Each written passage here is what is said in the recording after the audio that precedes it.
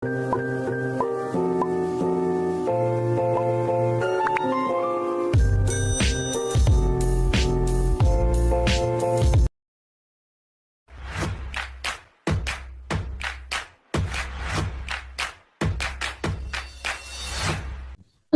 warahmatullahi wabarakatuh. Perkenalkan, nama saya Jessica Hawana Gautam dengan NIM akhir 017 kelas F Hukum Internasional Publik. Pada video kali ini, saya akan menyampaikan terkait analis saya yang berjudul Pulau Pasir milik siapa. Nah, dalam video ini, saya akan membahas lebih lanjut tentang Pulau Pasir ini milik siapa sih? Milik Indonesia ataukah milik Australia? Sebelumnya, bagi yang belum tahu, Pulau Pasir yang lagi dibicarakan ini yaitu Pulau Pasir atau Asmara Reef adalah pulau yang tidak berpenghuni yang terletak di perairan antara Indonesia dan Australia. Dan melansir situs resmi pemerintah Australia, Pulau Pasir berjarak sekitar 320 km dari lepas pantai barat laut Australia dan 170 km di sebelah selatan Pulau NTT. Dan Pulau Pasir ini terletak di Provinsi NTT sejak 1630. Pulau Pasir ini telah menjadi basis usaha nelayan Indonesia dari daerah Laut Timur dan Flores. Latar belakangnya yaitu pada tahun 2004 hingga 2006, kurang lebih dari 3.000 nelayan asal NTT ditangkap ketika memasuki kawasan Pulau Pasir. Kemudian polisi perbatasan Australia menangkap beberapa nelayan dan menenggelamkan kapal mereka karena nelayan Indonesia dianggap melanggar batas negara ketika menangkap ikan di perairan Pulau Pasir pada tahun 2021 lalu. Posisi pulau ini memang berada di antara wilayah Indonesia dan Australia. Gugusan Pulau Pasir di Laut Timur sebenarnya terletak pada 320 km dari pantai barat dan juga utara Australia, tapi hanya sekitar 140 meter di selatan Pulau di wilayah NTT. Dan karena itu, adanya polemik antara Indonesia dan juga Australia terkait pengakuan Pulau Pasir tersebut.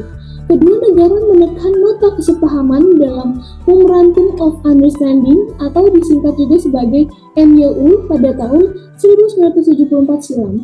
Melalui MOU tersebut, pemerintah Indonesia menyerahkan kepada Australia untuk membantu mengawasi Pulau Pasir untuk kepentingan konservasi.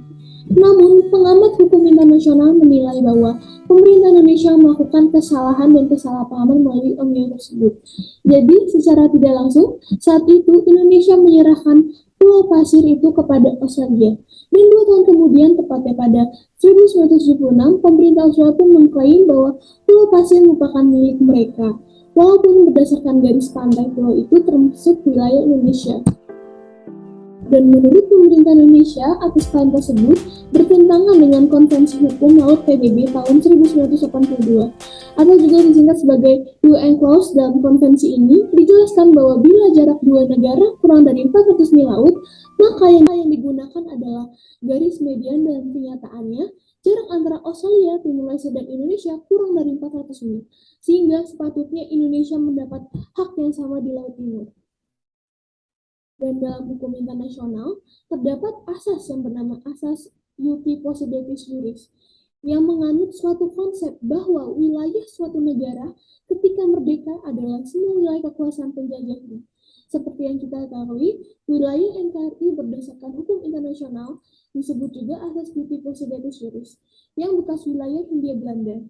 Dalam konteks ini, Pulau Pasir tidak pernah menjadi bagian dari wilayah Hindia Belanda yang sekarang menjadi Indonesia, melainkan seperti yang tadi kita bahas, pada tahun 1878, Inggris mengambil paksa Pulau Pasir. Kemudian pada 1933, pulau tersebut disahkan sebagai wilayah kekuasaan Inggris berdasarkan Ashmore and Carter Advantages, dan 9 tahun kemudian, tepatnya pada tahun 1942, wilayah ini diserahkan kedaulatannya kepada negara bagian Australia Barat. Dan menurut analisis saya, ini harus diselesaikan melalui Mahkamah Internasional. Yang pertama, yaitu pihak-pihak yang mengklaim kepemilikan atas Pulau Pasir dapat menyelesaikannya melalui Mahkamah Internasional di Belanda. Hal ini dimungkinkan karena fenomena tersebut masuk dalam terminologi sengketa internasional, karena dilakukannya subjek hukum internasional termasuk eksistensi individu-individu. Dan yang kedua, yaitu kepemilikan suatu pulau atau zona baik darat, laut, dan udara bukan ditentukan status perolehan suatu wilayah seperti warisan, dari orang atau subjek hukum lain dalam hukum internasional. Akan tetapi, kepemilikan terhadap suatu wilayah dapat ditentukan oleh bukti-bukti hukum dan tata cara kepemilikan terhadap suatu wilayah yang disengketakan, dan oleh karena itu, pendapat orang bahwa Pulau Pasir milik Australia diwariskan oleh Inggris tahun 1933 adalah yang tidak benar karena sangat bertentangan dengan asas hukum internasional modern, terutama Konvensi Hukum Laut UNCLOS 1982 yang mengatur secara jelas bahwa jika jarak dua negara kurang dari 400 mil, maka berlaku prinsip median line untuk pemilikan wilayahnya. Dan yang ketiga yaitu MOU antara Indonesia dengan Australia yang dibuat tahun 1974 dengan sendirinya gugur dan dinyatakan batal demi hukum. Karena keadaan hukum yang ada sekarang antara Indonesia dengan Australia pasca merdekanya Timor Leste sebagai negara berdaulat tahun 1999, dan oleh karena itu perlu dibuatnya perundingan dan perjanjian internasional baik yang bersifat treaty contract maupun yang bersifat lawmaking treaty yang melibatkan Indonesia, Australia, dan Timor Leste. Dan kesimpulannya yaitu berdasarkan jarak Pulau Pasir memang lebih dekat dengan Indonesia ketimbang Australia. Maka dari itu banyaknya warga Indonesia berprofesi sebagai nelayan. Tetapi berdasarkan asas uti possidetis juris disimpulkan bahwa Pulau Pasir ini adalah milik negara Australia. Dan maka dari itu pada 1974 dibuatlah MOU antara Indonesia untuk mengatur kebijakan penggunaan Pulau Pasir antara Indonesia dengan Australia. Tetapi MOU tersebut cenderung merugikan pihak Indonesia. Baik, demikian itu saja yang saya sampaikan. Kurang lebihnya mohon maaf. Wabillahi taufiq wal hidayah. Wassalamualaikum warahmatullahi wabarakatuh.